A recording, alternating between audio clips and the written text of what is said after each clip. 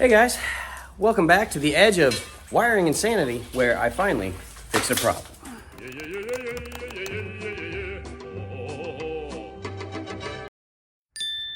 The problem was, this Jeep had no backup lights. I had turn signals, I've got brake lights, I've got running lights. I don't have hazards, but whatever, no, not after this. But I didn't have backup lights, and I need backup lights. From the back of the Jeep, you go into this fantastic wiring harness with insulation that is breaking as I touch it. And you take this wiring loom all the way up here, and it's this one right here, which goes up to a connector by the fuse box that you can't really see, but it is right there. And that is stop, tail, turn, running lights, and fuel sending unit. I think are the 5 wires that go there. That was all connected, everything looked good there. Next, I checked the fuse. This is the fuse for the backup lights. The fuse that was in there was horribly corroded, but good, but I swapped it out anyways. That made, of course, no difference. So I came out under the hood, and then there was this wiring harness right here with these 2 wires dangling down by the transmission. So I thought, great, perfect, that's the one. And I went and spliced it and hooked it up to the transmission, turned the key on, threw it in reverse, absolutely nothing. After that, I later learned that this is the brake light warning switch. So of course, that won't run the backup lights. So then I came in here and thought, hey, I'll go through all these Jeep wiring harnesses and trace the wires that way. And it took me about a day to figure out that I don't have the right Jeep wiring harness with the right colored wires for what I need to do. I was very happy. You gotta keep going, right? So my next step after that was to do what any DIY mechanic does. Consult my trusty Haynes manual. And that great resource, as it often does, led me down several incorrect roads. So I went back to the old-fashioned way.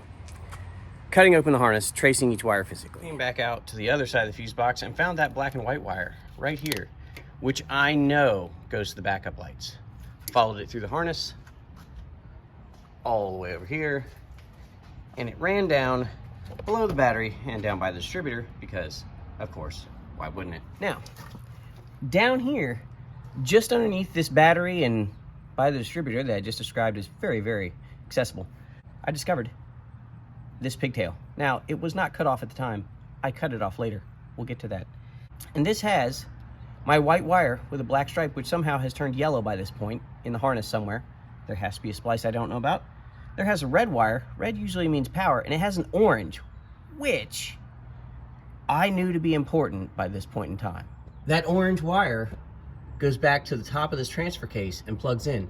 But while there's currently a wire attached, I ran that later, there was nothing but this tiny little stub with orange on it. So I knew transfer case was orange, transmission would probably be that yellow, black, and that red. Now, of course, by this point in time, I had had enough. It had been several days trying to figure out this wiring, which I'm not good at, and I hate. So I went back to my big scrap wiring pile that has a lot of harness parts from different Jeeps, but not this one.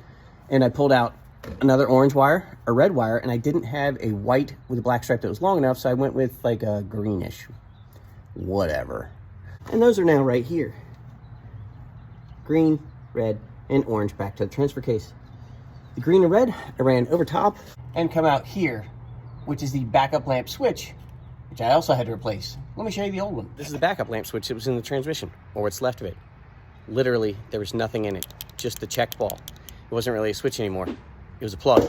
So I replaced that switch, spent a few days tracing wiring, and finally got the result I was looking for. Key on, Jeep in reverse. We got backup lights. This took days of time to figure out, years off my life, and definitely was hard on several of my tools as I threw them across the shop. Just goes to show you, even if you're not 100% sure what you're doing, as long as you keep trying and you stay at it and you keep eliminating possibilities, you're gonna be able to fix your problem on your project car. So get back out there in the garage, stick with it, and you'll get that next problem fixed. And you'll be one step closer to being on the road. All right, guys, we'll see you next time.